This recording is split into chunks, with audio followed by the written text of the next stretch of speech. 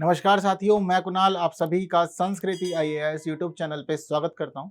आज की वीडियो में हम लोग बात करने वाले हैं दाऊदी बोहरा समुदाय के धार्मिक नेता के संबंध में। दरअसल दाऊदी बोहरा समुदाय के जो धार्मिक प्रमुख होते हैं उसको लेकर के विवाद हो गया है। एक व्यक्ति ऑलरेडी 53वें धार्मिक नेता के रूप में इस पद पर नियुक्त है और सभी दायित्वों का निर्वहन कर रहा है, लेकिन उसके अपने ही सौतेले भाई के द्वारा इस पद पे क्लेम किया गया है कि मुझे होना चाहिए था। तो यह मामला जो क्लेम किया गया है यह बॉम्बे हाई कोर्ट में क्लेम किया गया था। हालांकि जो याचिका लगाई गई थी उस याचिका को बॉम्बे हाई कोर्ट ने खारिज कर दिया है और यहां पर यह स्टेटमेंट दिया है कि 53वां धार्मिक नेता दाऊदी बोहरा समुदाय का अपने पद पर यथावत बना रहेगा और किसी अन्य व्यक्ति को अभी तो नियुक्त नहीं किया जा सकता। और जो क्लेम कर रहे हैं आपके सभी क्लेम पूरी तरह से गलत है, निरर्थक है। चीजें क्लियर हैं सभी आप लोग को। तो ये हम लोग के पास में न्यूज है और इसी न्यूज के आधार पर हम लोग को अनेक बातों पर चर्चा करनी होगी। देखिए, चर्चा करने के लिए हमारे पास में पहला विषय तो यही है कि दाऊदी बोहरा समुदाय दरअसल है क्या। चर्चाओं में आया हुआ है तो समझना जरूरी है क्या होता है ये। वहीं इसके धार्मिक नेता को लेकर के जो विवाद है वह विवाद क्या है। 53वां धार्मिक नेता कौन है, धार्मिक नेता के पद पर कोई व्यक्ति कैसे ही नियुक्त हो पाता है, और इसके साथ साथ हम यह समझेंगे कि बॉम्बे हाई कोर्ट ने किस प्रकार से इस पूरे मामले को देखा और अपना एक महत्वपूर्ण फैसला इस पर प्रस्तुत किया। आगे बढ़ते हैं, लेकिन उससे पहले जरूरी है एक प्रश्न को देख लिया जाए।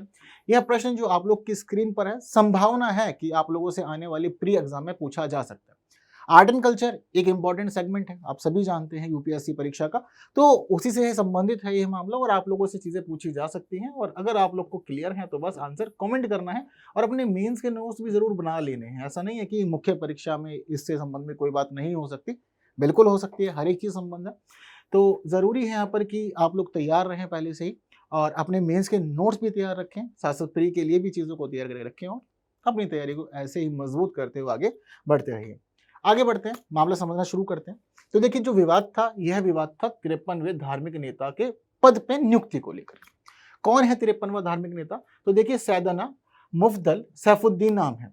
जो ये समुदाय है दाऊदी बोहरा समुदाय, इस समुदाय का जो धार्मिक प्रमुख होता है उस प्रमुख को कहा जाता है दाई अल मुतलक। ये पद का नाम है। ठीक है, देखो भाषा बदल जाती है, टर्म बदल जाती है, समुदाय बदल जाता है, उसके अकॉर्डिंग ही चीजें सारी सारी अपनी अपनी चलती हैं। तो जो यह दाऊदी बोहरा समुदाय है इसका जो धार्मिक नेता होता है उसको ये लोग कहते हैं दाई अल मुतलक।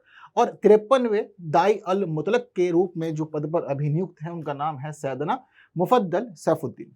अब ये बात भी यहाँ पर ध्यान रखिएगा, जो ये नाम के आगे टाइटल लग रहा है सैयदना, यह सैयदना का अर्थ है कि आप इस पद पर नियुक्त हैं। जो भी व्यक्ति इस पद पर नियुक्त होता है उसे यह टाइटल मिल जाता है। अब यहाँ जो मामला है वह समझते हैं। दरअसल इनके मामले को लेकर जो चुनौती दी जा रही है वह दी गई थी ताहिर फखरुद्दीन के द्वारा। ताहिर फखरुद्दीन ने ही याचिका लगाई थी कोर्ट में अंदर और अनेक बातें प्रस्तुत की थी और उम्मीद की थी कि इसके पक्ष में फैसला आ जाएगा, लेकिन ऐसा कुछ नहीं हुआ है। आगे बढ़ते हैं, कहानी को समझते हैं दरअसल हुआ कैसे। देखो, जो ये 53वां धार्मिक नेता है यानी कि 53वां दाई अल मुतलक है, यह पद पर नियुक्त हुए हैं वर्ष 2014 में। वर्ष 2014 से पहले की स्थिति यह थी कि इस पद पर 52वें धार्मिक नेता के रूप में नियुक्त हो रखे थे सैयदना मोहम्मद बुरहानुद्दीन। अब ये इस पद पर लगातार चला रहे थे, सभी जिम्मेदारियों को निर्वहन कर रहे थे और एक लंबा समय इन्होंने इस पद पर बिताया है। तो सैयदना मोहम्मद बुरहानुद्दीन की मृत्यु हो जाती है वर्ष 2014 में और 2014 में मृत्यु हो जाने के बाद में मुफद्दल सैफुद्दीन को सैयदना बना दिया जाता है, यानी कि जो धार्मिक नेता है पद का वह नियुक्त कर दिया जाता है। अब जैसे ही यह मुफद्दल सैफुद्दीन इस पद पर नियुक्त होते हैं, दायित्वों को संभालना शुरू करते हैं, तो इसी बीच हम देखते हैं कि विवाद खड़ा हो जाता है और विवाद खड़ा करने वाला यहाँ जो व्यक्ति है वह व्यक्ति है इनका अपना सौतेला भाई खुजैमा कुतुबुद्दीन। समझे चीजें? तो सौतेले भाई के द्वारा ही पद पर क्लेम किया गया और ये कोई नई बात नहीं है। हम लोगों ने इतिहास में पढ़ा है, जब जब कभी कभी बादशाही बदली है तो सौतेले भाई के द्वारा या सगे भाई के द्वारा ही पद पर क्लेम किया गया, हालांकि जो योग्य होता था वही पद पर बना रहता था। यहाँ पर स्थिति यह हुई कि अभी आजकल आप युद्ध तो नहीं कर सकते, तो क्या हुआ कि 53वें धार्मिक नेता जब बने मुफद्दल सैफुद्दीन तो इनको ये बात हजम नहीं हुई, इन्होंने न्यायालय का रुख किया। तो खुजैमा कुतुबुद्दीन पहुंच जाते हैं न्यायालय और न्यायालय में पहुंच करके अपना पूरा मामला प्रस्तुत करते हैं वर्ष 2014 में ही। अब वर्ष 2014 में मामला प्रस्तुत करते हैं, कोर्ट में केस चल रहा होता है और आप और मैं हम दोनों ही जानते हैं कि भारत में अगर कोई केस शुरू होगा तो आप इत्मीनान से आपको रुकना पड़ेगा, पता नहीं कितना समय लगे कितना नहीं लगे। तो मामला चल ही रहा था, लेकिन इसी बीच देखते हैं कि वर्ष 2016 में खुजैमा कुतुबुद्दीन की मृत्यु हो जाती है। खुजैमा कुतुबुद्दीन की मृत्यु होने से मामला और अधिक पेचीदा हो जाता है, पेचीदा क्यों हो जाता है, इस कहानी को भी समझना अब जरूरी है और किस प्रकार से चीजें बदल जाती हैं, यहाँ पर इसको भी आप क्लियर कीजिए। तो देखिए स्थिति कुछ इस प्रकार की है कि जो ताहिर फखरुद्दीन है, ताहिर फखरुद्दीन कौन है, जो खुजैमा कुतुबुद्दीन है, खुजैमा कुतुबुद्दीन का ही बेटा है ताहिर फखरुद्दीन। कहानी इस प्रकार है कि देखिए जो सैयदना मोहम्मद फखरुद्दीन है, मोहम्मद फखरुद्दीन ने अपने ही बेटे मुफद्दल सैफुद्दीन को 53वें दाई अल मुतलक के रूप में नियुक्त कर दिया। चीजें यहां तक क्लियर है। अब जो यह मुफद्दल सैफुद्दीन है, इनका सौतेला भाई है खुजैमा कुतुबुद्दीन। खुजैमा कुतुबुद्दीन की मृत्यु हो जाती है वर्ष 2016 में। उसके बाद इसके बेटे की एंट्री होती है, वह पूरा मामला संभालता है ताहिर फखरुद्दीन। अब स्थिति इस प्रकार होती है कि जो यह पद है, इस पद पर नियुक्त होने वाला जो भी व्यक्ति होता है, उस व्यक्ति के लिए पहले ही एक घोषणा पत्र जारी कर दिया जाता है और उस घोषणा पत्र को कहते हैं नास। जिस व्यक्ति को नास दिया जाता है उस व्यक्ति को ही इस पद पर नियुक्त होना होता है। यह पैटर्न चला आ रहा है इस धार्मिक समुदाय का। अब विवाद इस प्रकार है कि जो सैयदना मोहम्मद बुरहानुद्दीन है, उन्होंने वर्ष 1965 में एक नास दे दी थी खुजैमा कुतुबुद्दीन को, और खुजैमा कुतुबुद्दीन को बोल दिया था कि तुम ही मेरे उत्तराधिकारी बनोगे, यानी कि जब तक मैं जिंदा हूं मैं पद पर रहूंगा, लेकिन मेरे बाद इस पद को तुमने संभालना है। अब खुजैमा कुतुबुद्दीन तो आश्वस्त हो गया था कि जी ठीक है, लेकिन वहीं अब इसको उम्मीदें थी कि मैं पद पर आऊंगा, नियुक्त होऊंगा, बैठूंगा। लेकिन वर्ष 2014 में मुफद्दल सैफुद्दीन को पद पर नियुक्त कर दिया जाता है 53वें दाई अल मुतलक के रूप में।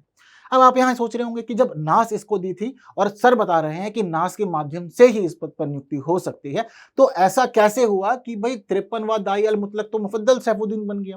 तो इसमें एक और ट्विस्ट है।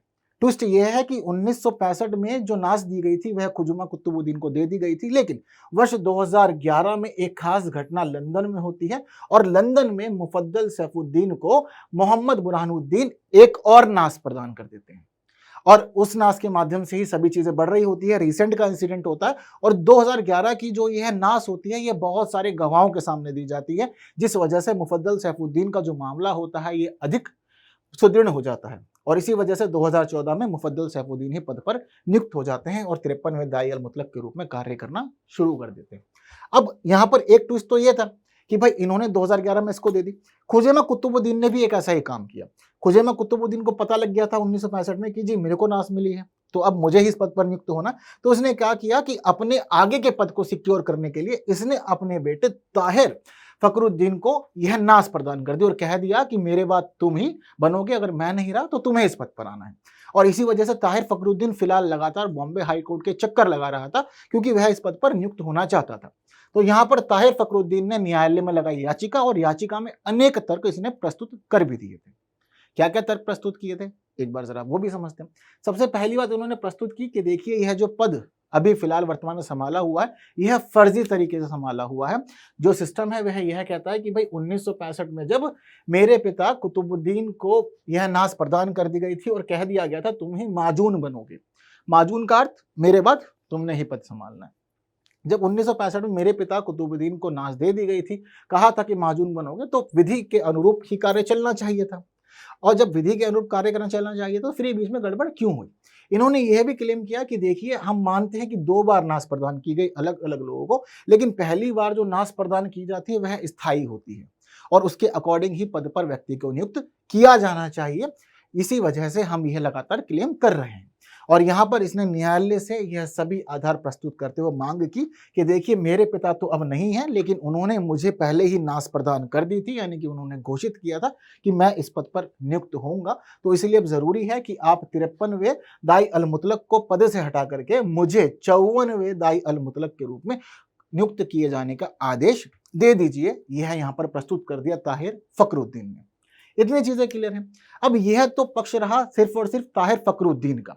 अब न्यायालय का सर चकरा गया और वास्तव में होना भी यही है। एक तो धार्मिक मामला, हमारी जो न्यायपालिका है ना बहुत अधिक संवेदनशील है। वह समझती है कि हमारा संविधान पहले ही कहता है कि भाई हम पंथ निरपेक्ष हैं, हम सेक्युलर हैं। अब सेक्युलर होने के बावजूद जब जब धार्मिक मुद्दे उठते हैं तो बड़ा विवाद रहता है और दरअसल धार्मिक मामलों की कहानियां बड़ी लंबी लंबी है, इनके इतिहास काफी लंबे हैं। तो इतिहास लंबे होने की वजह से हम चीजों को ना ठीक से नहीं क्लियर कर पाते कि पहले क्या था, कैसे कैसे चला, अब क्या है। बट फिर भी अब न्यायालय की जिम्मेदारी है, मामला आया है तो चीजों को समझना जानना भी रहेगा कि क्या किया जाए। तो न्यायालय की खास बात है कि भाई देखो मामला कोई भी आए सुनेंगे दोनों तरफ की, एक तरफ की सुन के कोई फैसला नहीं करना, क्योंकि एक तरफ की सुन के फैसला कर दिया तो मामला बायस्ड हो जाएगा, दोनों की सुनेंगे, बाद में जो भी न्याय हो सकता है हम बिल्कुल करने का प्रयास करेंगे। वही चीज यहाँ पर हुई, ताहिर फखरुद्दीन की तो सुन ली, लेकिन वही जो 53वें धार्मिक नेता के पद पर नियुक्त हैं सैफुद्दीन साहब, उनके भी तो सुननी जरूरी है, क्योंकि ये भी तो अपनी बातें बताएंगे कि क्या क्या मामला रहा। इनकी एक खास बात मैं आपको पहले ही बता चुका हूं कि वर्ष 2011 में लंदन में इनको एक नाश प्रदान कर दी गई थी, और नाश प्रदान करते हुए पहले ही घोषित कर दिया गया था कि 53वां धार्मिक नेता आपने बनना है। हालांकि कुतुबुद्दीन साहब के साथ में भी सेम ही हुआ था, पर इनका पक्ष जो है वह अधिक मजबूत रहा, क्योंकि शुरुआत में ही मैंने आपको बताया कि भाई फैसला इनके ही पक्ष में आया, ये पद पर बने रहेंगे। कैसे आया पक्ष में, समझते हैं इनके आधार क्या थे। अभी हम लोगों ने पहले ताहिर के समझ लीजिए क्या क्या आधार हैं, इनके समझते हैं क्या क्या आधार।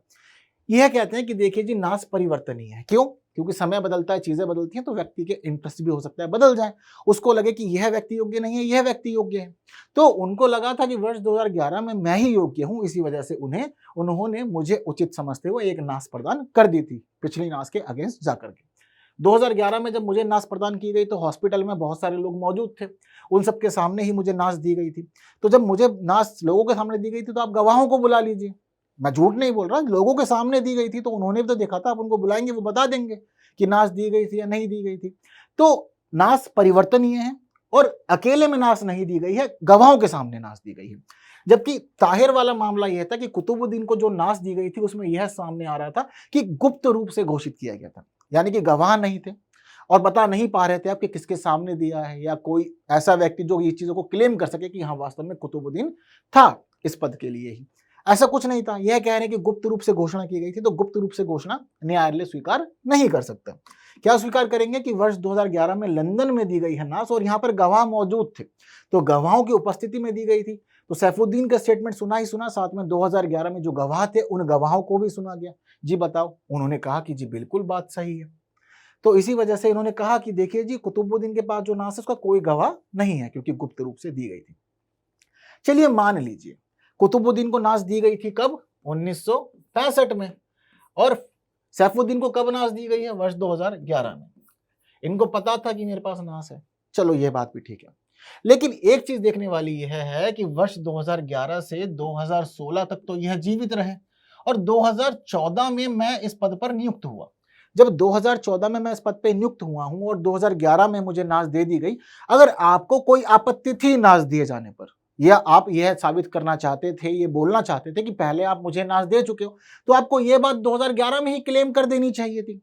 और ये सिंपल है ना, अगर मान लीजिए कोई व्यक्ति किसी पद के लिए मुझे नियुक्त कर चुका है, पहले मेरे सामने किसी दूसरे को नियुक्त कर रहे हो, तो मैं तो क्लेम करूंगा जी आपने पहले मुझे नियुक्त कर रखा है। आपने वर्ष 2011 से क्लेम नहीं किया, 2014 में जब मृत्यु हो जाती है 52वें दाई अल मुतलक की, तब तक आप चुप रहे, मौन क्यों रहे? आपको ये बात तो प्रस्तुत करनी चाहिए थी, आपने ये बात प्रस्तुत नहीं की। तो यह बात भी उन्होंने न्यायालय में कहा कि देखिए, अगर इनको था कोई परेशानी को दावा करना था तो 2011 से 14 में कर सकते थे, और इस समय तो 52वें दाई अल मुतलक जीवित भी थे, वह खुद ही अंतिम फैसला कर जाते। लेकिन कुतुबुद्दीन ने कभी कोई क्लेम नहीं किया, वह चुप रहा, और कुतुबुद्दीन के सामने ही वर्ष 2014 में सैफुद्दीन को पद पर नियुक्त कर दिया गया। उसके बाद से यह मामला शुरू हुआ है, उसके बाद से उत्तराधिकार की लड़ाई एक नए रूप में आ गई। अब इन्होंने अपनी बात प्रस्तुत कर दी, और भाई तारिक ने अपनी बातें प्रस्तुत कर दी।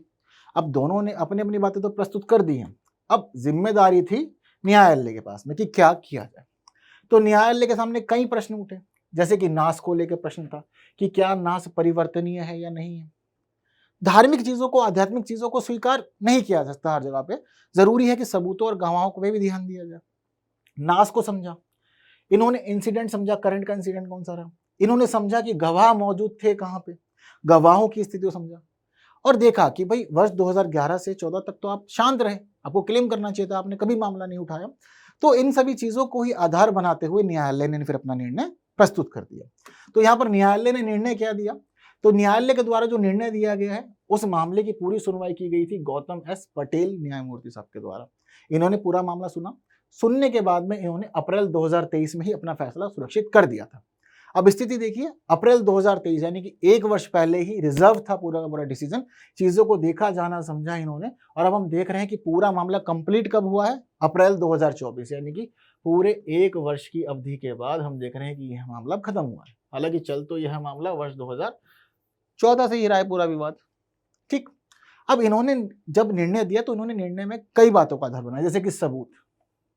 इन्होंने देखा कि जी क्या क्या चल रहा है, हमारे पास सबूत कितने हैं। तो इन्होंने देखा कि 2011 में नाश दी गई थी, गवाह भी मौजूद थे, चीजों को समझा इन्होंने, उसको लेकर के अपना निर्णय दिया, नाश के आधार पर निर्णय दिया।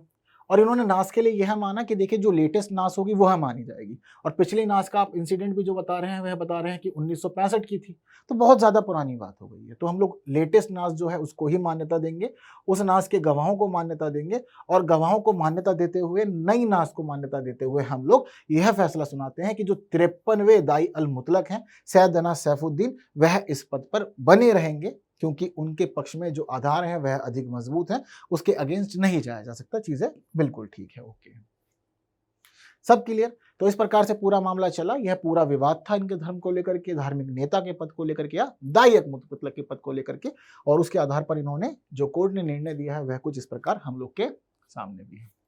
चीजें क्लियर हैं, कोई डाउट नहीं यहाँ पर। तो यह था पूरा मामला। हालांकि चीजें कहीं भी आप लोगों से पूछी जा सकती है, तो जरूरी है कि आप लोग तैयार रहिएगा। इतना सब कुछ आप लोगों ने समझ लिया, लेकिन इसके साथ ही एक पक्ष और समझना जरूरी है कि दाऊदी बोहरा समुदाय है क्या। इसको भी एक बार देखिए, क्योंकि खास है और समुदायों से प्रश्न तो पहले भी आते रहे। तो देखिए दाऊदी बोहरा समुदाय जो है, ऐसा माना जाता है कि मुख्य रूप से इसके अंदर सिया मुसलमान ही शामिल है। हालांकि बहुत सारे लोग जो हैं वह यही बताते हैं कि सिया और सुन्नी दोनों ही प्रकार के मुसलमान आप लोग देख सकते हैं। परंपरागत रूप से समझा जाता है कि इस समुदाय के अंदर जितने लोग शामिल होते हैं ये व्यापारी या उद्यमी ही होते हैं, यानी कि व्यापार वगैरह ही करते हैं, अपने बिजनेस पे ध्यान देते हैं, बाकी चीजों में इंटरेस्ट नहीं लेते हैं। हालांकि गुजराती भाषा में एक खास शब्द है बोहरा, जो ये लोग भी यूज करते हैं। तो गुजराती भाषा का शब्द बोहरा जो है वह भी यही संकेत देता है कि व्यापार करना। तो माना जाता है कि हो सकता है कि गुजराती का जो शब्द है बोहरा, उससे ही जुड़ा हुआ है ये पूरा का पूरा मामला, और इनका जो खास जो प्रोफेशन है वह भी व्यापार ही है। इन लोगों के बारे में यह माना जाता है कि मुख्य रूप से फातिमी इस्लामी तैयबी विचारधारा में आस्था रखते हैं, और इनकी जो संबंध है, इनका संबंध है मुख्य रूप से मुस्तली संप्रदाय से, यानी कि मुस्तली संप्रदाय संबंधित है, वहीं से ये लोग निकले हैं। निकलने के बाद में इन्होंने अपनी चीजों को प्रचार प्रसार प्रदान किया है। ऐसा माना जाता है कि उनकी उत्पत्ति का जो मुख्य स्थान है वह मिस्र है, यानी कि मिस्र में ही शुरुआत होती है इस समुदाय की, लेकिन बाद में चीजें बदल जाती हैं और इनका धार्मिक केंद्र यमन बन जाता है। और धीरे धीरे फिर जब इनकी चीजें चल रही होती हैं, समय बदलता है, तो यह देखते हैं कि 11वीं शताब्दी तक यह लोग भारत में भी पहुंच जाते हैं, और भारत में भी फिर इनके समुदाय के लोग बढ़ना शुरू हो जाते हैं। आज के समय में लोग बात करें भारत के अंदर जो उनके प्रमुख है वह कहाँ रहते हैं, तो वह मुंबई में बैठते हैं। वहीं भारत में इसकी एक बड़ी जनसंख्या भी निवास करती है। पूरी दुनिया में ऐसा माना जाता है कि दाऊदी बोहरा समुदाय के लगभग 10 लाख लोग निवास करते हैं, लेकिन यह पूरी दुनिया का आंकड़ा है। अगर सिर्फ और सिर्फ हम लोग भारत की बात करें तो भारत में इस समुदाय के 5 लाख लोग पाए जाते हैं, यानी कि लगभग इस समुदाय की आधी जनसंख्या सिर्फ और सिर्फ भारत में ही पाई जाती है। और भारत में भी अगर हम लोग इस समुदाय के लोगों के लिए प्रमुख केंद्रों की बात करें तो वह है गुजरात। गुजरात में खास तौर पे सूरत में आपको दाऊदी बोहरा समुदाय के लोग देखने को मिल जाएंगे, महाराष्ट्र में भी देखने को मिल जाएंगे, और मध्य प्रदेश में भी देखने को मिल जाएंगे। यह प्रमुख केंद्र हैं हम लोग के। तो ये कुछ खास बातें जरूरी हैं आप लोग को दाऊदी बोहरा समुदाय के बारे में पता हो। तो इतना कुछ जान समझ लिया है, तो जानने समझने के बाद मुझे लगता है कि इस प्रश्न का उत्तर देने में आप सहज होंगे, कोई परेशानी नहीं होगी। तो जल्दी से आंसर आप कमेंट कर दीजिए, यह आपकी जिम्मेदारी है। वहीं साथ साथ अपने नोट जरूर बना लीजिएगा, और वीडियो पसंद आई है, सेशन खास लगा है, तो बिल्कुल बाकी साथियों तक शेयर जरूर करना है, और वीडियो को लाइक किए बिना नहीं जाना है। इसके साथ ही आपको आंसर भी चाहिए होगा, तो देखिए आप लोग की स्क्रीन पर है। उम्मीद करता हूँ कि यह सही रहा होगा, और बाकी बातें हम लोग अगली वीडियो में करेंगे कुछ नए विषयों के साथ। तब तक के लिए मुझे विदा दीजिए। Thank you so much.